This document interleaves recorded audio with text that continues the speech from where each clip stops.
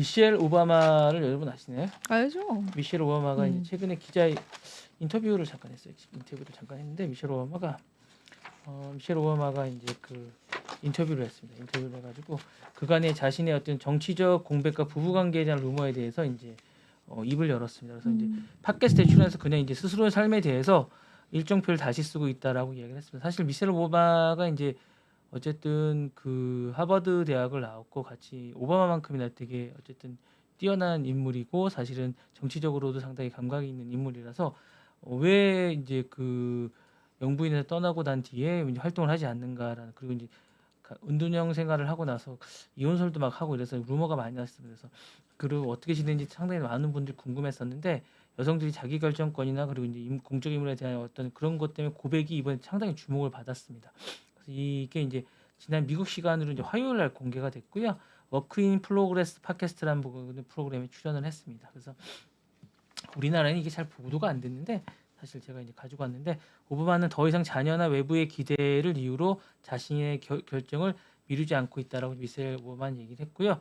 아이들을 핑계 삼아 내가 하고 싶은 일을 이제 미뤄왔는데 이제 그럴 이유가 없어서 자기 일에 열중하고 있다라고 얘기를 하고 있습니다. 그래서 제 일정을 다시 들여다보게 됐고 올해는 제가 하지 않기로 한 일 중에 하나를 분명히 이제 하려고 하고 있다라고 얘기를 하고 있고요. 그런 선택을 하고 있다라고 합니다. 그래서 공개적인 뭐 정치 행사를 이제 상당히 많이 불참을 했다고 합니다. 그러니까 뭐 도널드 트럼프 두 번째 취임식에도 안 나왔고, 특히 이제 가장 좀 주목을 끌었던 게 사실은 고 지미 카터 국장에 불참을 했어요. 그러다 보니까 왜 안 나왔을까? 서로 사이가 안 좋은 게 아닌가라고 해서 이제 이 부분에 대해서 이제 물어봤습니다. 그랬더니 그녀가 그리고 이제 이게 이혼설이 있는 게 아닌가라고 이야기를 많이 했는데 자기의 삶의 균형 있는 선택이라고 이야기를 했습니다. 그래서 제가 어떤 일을 빠졌다고 해서 그게 바로 이혼설로 도는 현실이 우리 이런 그 얘기를 해는지 모르겠지만 지금 이 자유 미국이 겪고 있는 현실이 여성이 겪고 있는 고질적인 프레임이라고 이야기를 했습니다.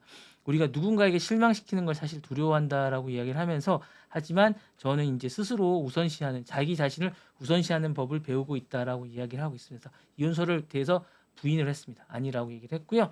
사실상 이렇게 얘기하면서 이혼이 아니라고 얘기를 했습니다. 그리고 이제 미셸 오바마는 여전히 여성 교육 문제와 함께 도서관 프로젝트라든가 사회 활동을 꾸준히 하고 있다면서 물러나는 것과 사라지는 것은 분명히 다르다라고 얘기했습니다. 자신은 물러난 것이 사라진 게 아니라고 이야기했습니다. 그러면서 트럼프 전 대통령에 대해서는 다시 한 번 더 강한 어조로 비판을 했습니다. 이 자리에서 지난해 부통령 후보 카멜라를 지지하면서 미시간주에 나서고 있는 그녀에 대해서 트럼프는 우리에 대해서 경멸을 보여줬고 그에 대한 표현은 곧 우리에 대한 부정이라고 이야기를 했습니다. 그래서 여러 가지 이야기하면서 이 인터뷰가 상당히 좀 들으실 수 있는 분들은 팟캐스트 가서 한번 들어보시는 게 좋을 것 같습니다. 밑에 이제 한글 자막도 나오는 것 같으니까 한번 들어보시고요. 공적 위치에서 벗어나서 여전히 미국 사회에서 깊은 울림을 주는 이런 그런 팟캐스트였던 것 같습니다. 그래서 발언은 정치적을 넘어서 여성의 어떤 선택이라든가 그리고 발언을 다시 한번 더 이끌어내는 게 아닌가라는 생각이 들어서 꼭 한번 들어보시라고 이야기를 하고 세는 것 같고요.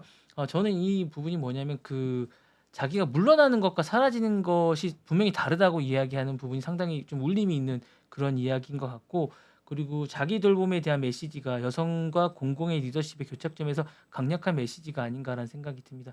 좀 시간이 되시는 분들은 꼭 팟캐스트를 한번 보시라고 말씀드리고 싶습니다. 그래서 해리슨 부통령이 이제 어떻게 지내는지 상당히 많은 분들이 궁금해하시는데 캘리포니아 주지사로 나온다고 합니다. 전 부통령이 다시 이제 주목을 받고 있는데, 최근 공개석상의 모습을 드러낸 부통령인데 재출마가 대통령 선거보다는 캘리포니아 선거 가능성에 무게를 두고 있다라고 합니다. 사실 이제 지난 3일날 캘리포니아 다나 포인트에서 이제 여기서 이제 여성 청중들에게 의미심장한 발언을 했다고 합니다. 우리 사회 전반에 두려움이 스며들고 있습니다라고 하면서 헌법을 위협하는 권력 앞에서 굴복하는 모습을 보면서 자신이 이제 이 부분에 나서게 됐다라고 얘기를 했었고요. 해리슨 부통령은 사실 2028년 대선 출마하고 2026년 캘리포니아 요 선거 사이에서 상당히 고민을 좀 많이 했다고 해요. 그러면서 이제 둘 다 어렵다라고 얘기하면서 이제 주지사 쪽으로 출마의 어떤 그 약간 기울기를 기울였다고 합니다. 캘리포니아는 이미 많은 인물들이 주지사 후보로 거론되고 있다고 합니다.